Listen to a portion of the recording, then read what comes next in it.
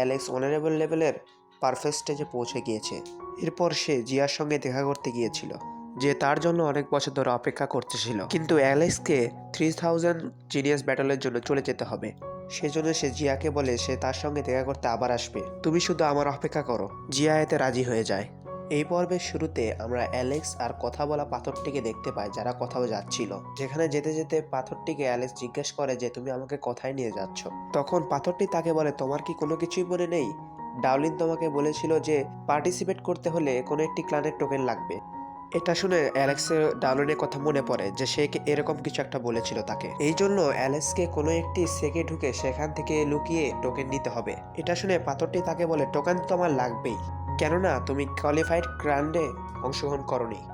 এই জন্য তোমার কোনো ক্লানের টোকেন লাগবে। আবার টোকেনটি তোমার তাড়াতাড়ি সংগ্রহ করতে হবে, কেননা 2 দিনের মধ্যেই কম্পিটিশন শুরু হয়ে যাবে। কথা বলতে বলতে তার